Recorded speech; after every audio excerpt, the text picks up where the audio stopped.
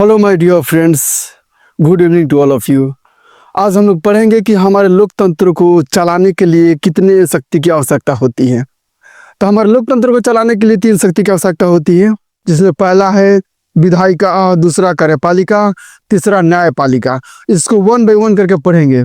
3 शक्ति की आवश्यकता होती है। पहला कौन है? विधायिका।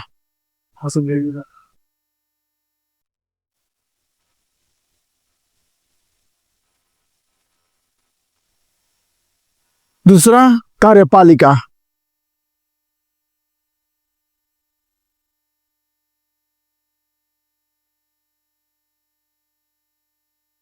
तीसरा न्यायपालिका।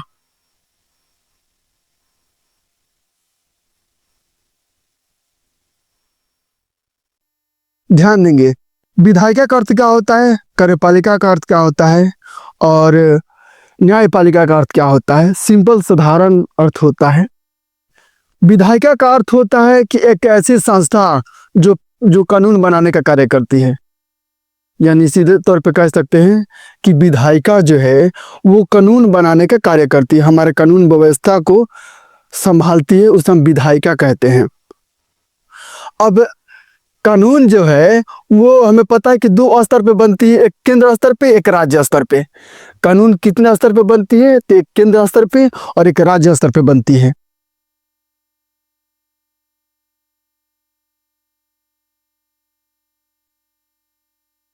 केंद्र सरकार के लिए मतलब देश के लिए, और दूसरा राज्य स्तर पे।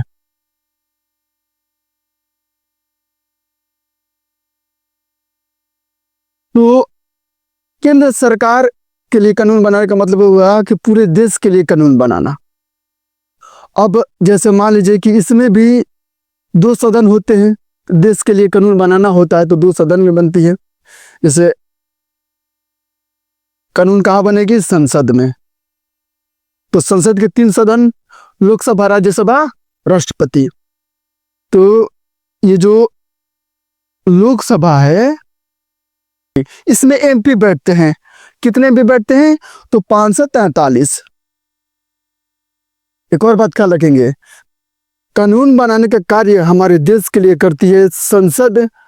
संसद के 3 सदन, लोकसभा, राज्यसभा, राष्ट्रपति।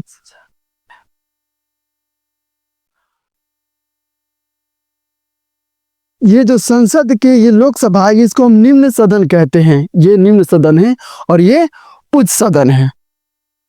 तो इसमें कानून बनाने वाले को कहते हैं एमपी, यानी मेंबर ऑफ पार्लियामेंट, जिनके सदस्यों की सीटों की संख्या होती है 543, 443, सॉरी 543। इनमें भी सदस्य होते हैं। ये दोनों मिलकर हमारे देश के लिए कानून बनाने का कार्य करते हैं। ठीक है। और राज्य स्तर पे बात करें तो राज्य स्तर पे भी होता है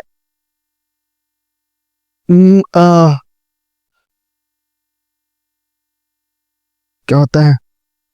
राज्यसभा, राज्यमंडल, राज्यसभा। क्या होती है? विधानसभा, विधानमंडल, विधानसभा, विधान, राज्य सरकार, विधानसभा। ध्यान देंगे। अब राज्य स्तर पे हम बात करें, किसी राज्य के लिए कानून बनाना होता है तो वो बनता है विधानमंडल में। ठीक है। अब विधानमंडल में भी 2 सदन होते हैं। पहला होता है विधानसभा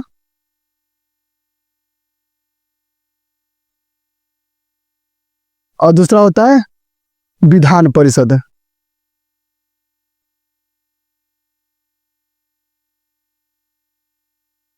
हमारे बातों को ध्यान से सुनिए। जब हमारे राज्य के लिए कोई कानून बनाना होता है तो वो बनती है विधानमंडल में। विधानमंडल का 2 सदन, विधानसभा और विधान परिषद। तो विधानसभा में बैठते हैं विधायक। कौन बैठते हैं? विधायक।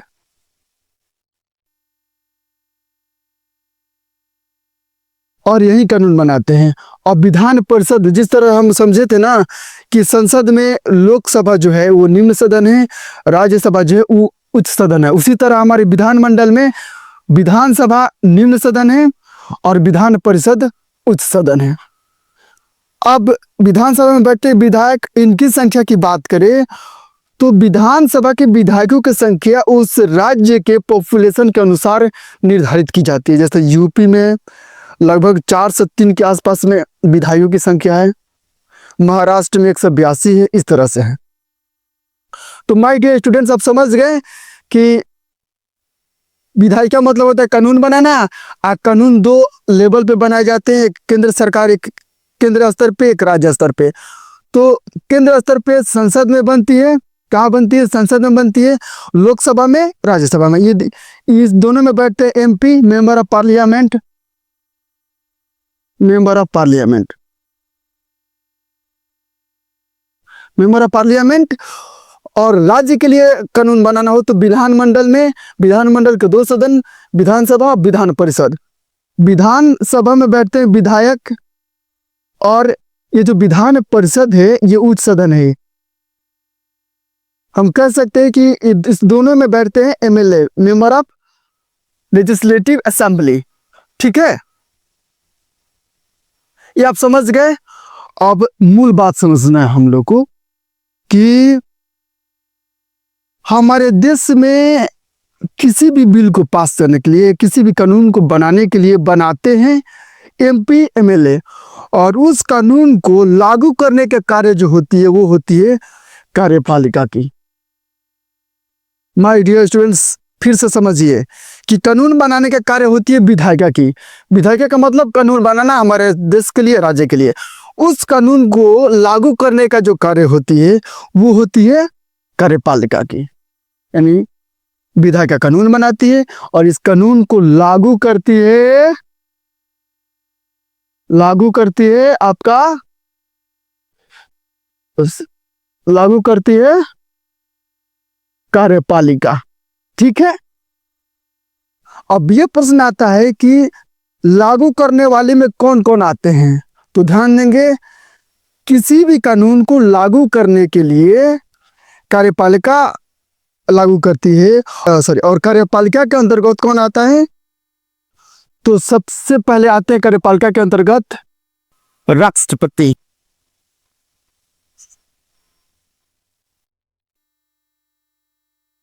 किसी भी कानून को लागू करने के लिए कार्यपालिका होती है, जिसमें कौन आते हैं? पहला है राष्ट्रपति, ठीक है, उपराष्ट्रपति,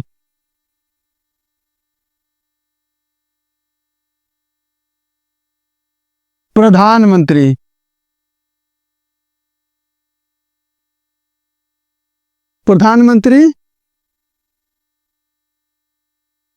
और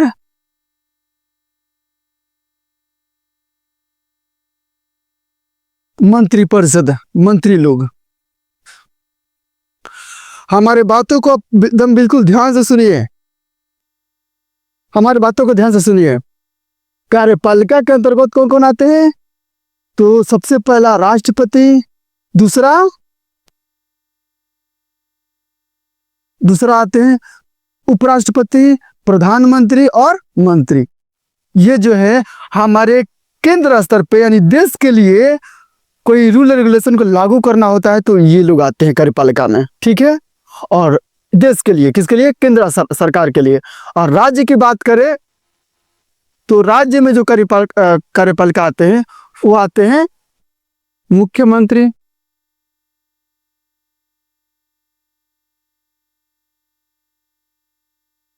राज्यपाल और मंत्री। गांव के लिए कोई कानून को लागू करना हो तो मुखिया, वार्ड वगैरह। मतलब बात को समझिए, कानून बनाने का कार्य विधायिका, उस कानून को लागू करने का कार्य कार्यपालिका। तो कार्यपालिका के अंतर्गत कौन कौन आते हैं? तो राष्ट्रपति आते हैं, उपराष्ट्रपति, प्रधानमंत्री और मंत्री। ठीक है, इसमें भी, इस सब में आ जाएगा कैबिनेट मिशन के मंत्री।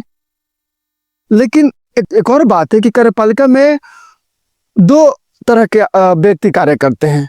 तो पहले तो हम समझ गए कि राष्ट्रपति, उपराष्ट्रपति, प्रधानमंत्री, मंत्री, जितने भी कार्यपालिका हैं,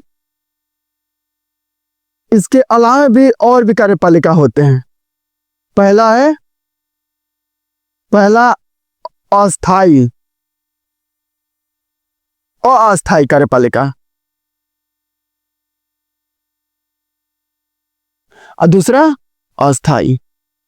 कार्यपालिका में दो प्रकार के कार्यपालिका कार्य करते हैं। पहला एक अस्थायी रूप से और दूसरा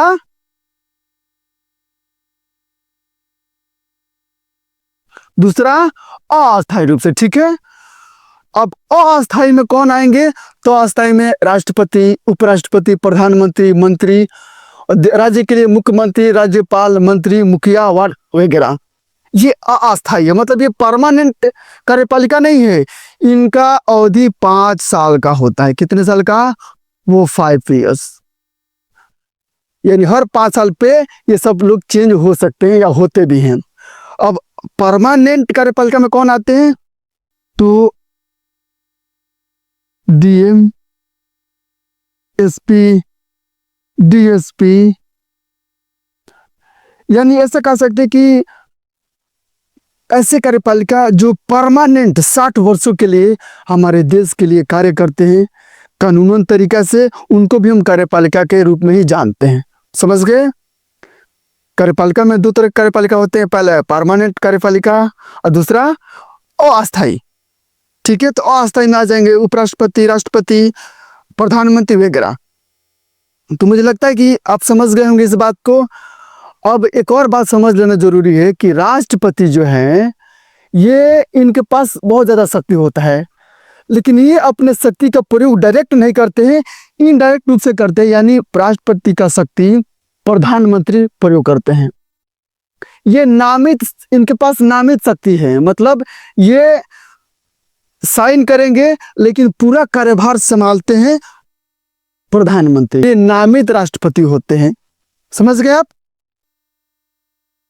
इसमें भी उसी तरह है कि जो राज्यपाल है, ये हमारे कानून व्यवस्था को कंट्रोल करते हैं, नियंत्रित, देखरेख करते हैं। और मुख्यमंत्री समझ लेते करते हैं कि मुख्यमंत्री हमारे राज्य के लिए डेवलपमेंट वगैरह करते हैं, मुखिया गांव के लिए, वार्ड वगैरह गांव के लिए। अब प्रश्न देगा कि निम्नलिखित में से अस्थायी कार्यपालिका कौन है? ऑप्शन है आपका डीएम, एसपी, बैंक मैनेजर, प्रधानमंत्री। तो अस्थायी, जब भी अस्थायी कार्यपालिका आया तो आपको टिक लगा देना है प्रधानमंत्री। अस्थायी परमानेंट एग्जीक्यूटिव कौन होता है? तो AIS होता है। यानी वैसा कोई भी अधिकारी जो हमारे देश के लिए परमानेंट जॉब ले सका है और उसको अपने देश में सेवा कर रहा है, वो उसे हम कहेंगे अस्थायी कार्यपालिका। Understand what I am telling? अगला है न्यायपालिका। अगला क्या बाबू? न्यायपालिका। तो न्यायपालिका भी क्या करती है? तो यहां से समझते हैं। कानून बनाने का कार्य बाबू विधायिका, कानून को लागू करने का कार्य कार्यपालिका, और कानून बनाने में कोई उल्लंघन करता है या कोई समस्या होती है तो उसको संभालने का कार्य करती है न्यायपालिका। कौन बाबू? न्यायपालिका। यानी हम सीधे तौर पे कह सकते हैं कि हमारे देश में न्याय और शांति स्थापना करने के लिए जो प्रोसेस होता है वो करती है न्यायपालिका। कोई भी अधिकारी या मानव कोई गलती करता है, हमारे नियम को उल्लंघन करता है, तो उसके लिए कदम उठाती है न्यायपालिका।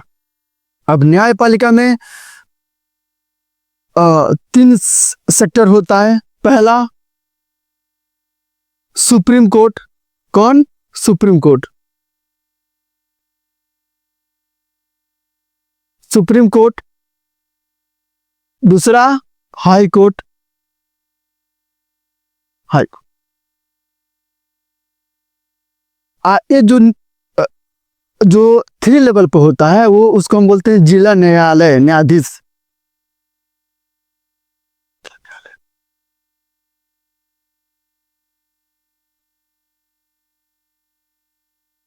न्यायालय। तो मुझे लगता है कि आपको कोई कंफ्यूजन नहीं होगा। एक बार फिर से रिपीटेशन करते हैं, उसके बाद हम आगे बढ़ते हैं। माय डियर स्टूडेंट्स, लोकतंत्र को चलाने के लिए कितने स्तंभ की आवश्यकता होती है? तो 4। पहला विधायिका, कार्यपालिका, न्यायपालिका और चौथा पत्रकारिता। हालांकि पत्रकारिता अभी प्रमाणित रूप से शामिल नहीं हुआ है। हमारे देश को चलाने के लिए 3 ही शक्ति है। ये विधायक का कार्य क्या होता है? कानून बनाना। कानून कितने जगह पे बनते हैं? तो 2 जगह पे होती है, संसद भवन में और दूसरा विधानसभा में, विधानमंडल में। ठीक है। तो देश के लिए कानून बनाने का कार्य करती है संसद, जिसमें 2 सदन, लोकसभा राज्यसभा। लोकसभा निम्न सदन, राज्यसभा उच्च सदन। लोकसभा में 543 सीटें, इसको हम एमपी कहते हैं। और राज्य के लिए कानून बनाना होता है तो विधानमंडल में, विधानमंडल के 2 सदन, विधानसभा, विधान परिषद। विधानसभा में बैठते हैं विधायक। विधायक की संख्या उस राज्य के पॉपुलेशन के अनुसार निर्धारित होती है। समझ गए? विधान परिषद, हर राज्य में विधान परिषद नहीं होती है। कार्यपालिका कार्य क्या होती है बाबू? विधायक के द्वारा बनाए गए कानून को लागू करना। अब कार्यपालिका के अंतर्गत कौन कौन आते हैं? तो राष्ट्रपति, उपराष्ट्रपति, प्रधानमंत्री, मंत्री। राज्य के लिए मुख्यमंत्री, राज्यपाल, मंत्री, मुखिया, वार्ड वगैरह। अब कार्यपालिका में 2 प्रकार के एग्जीक्यूटिव होते हैं। पहला परमानेंट, दूसरा इनपरमानेंट, अस्थाई और अस्थाई। तो अस्थाई में ये सब आ जाएंगे, जिनका 5 साल के बाद कार्यकाल बदल जाएगा, उनको अस्थाई एग्जीक्यूटिव कहते हैं। और जो 60 साल के लिए अपने कार्य को देंगे उसको अस्थाई कार्यपालिका कहते हैं। जैसे डीएम, एसपी, डीएसपी, दरोगा, कोई भी अधिकारी जो हम नौकरी ले चुका है और हमारे देश को 60 साल के लिए कार्य करेगा, 60 साल के लिए रक्षा करेगा, यानी अपना कार्य को करेगा। न्यायपालिका यदि कोई नियम को उल्लंघन करता है, चाहे वो प्रधानमंत्री हो, कोई मंत्री हो, कोई मुखिया हो, कोई राज्यपाल, कोई भी हो, उसको न्याय देने का कार्य कौन करती है? तो न्यायपालिका। कहा जाता है कि न्यायपालिका को और कार्यपालिका को हमेशा दूर रखना चाहिए। न्यायपालिका का एक अपना सियाना है और कार्यपालिका का अपना सियाना है। न्यायपालिका जो है वो हर किसी को न्याय देती है, और कार्यपालिका और न्यायपालिका दोनों एक साथ रहने लगे तो जो होता है ना, न्याय निष्पक्ष नहीं हो पाएगा। अगर न्याय निष्पक्ष करना है तो कार्यपालिका को, न्यायपालिका को दूर रहना होगा। From my point of view you might have understood what I have told you. जो भी कुछ हमने बताया यहाँ पे, मुझे उम्मीद है कि आपको समझ में आया होगा। यदि आपको समझ में नहीं आया होगा तो आप हमारे कमेंट बॉक्स में कमेंट अवश्य करें। उसके लिए वीडियो के थ्रू या जैसे भी हम आपको बताएंगे।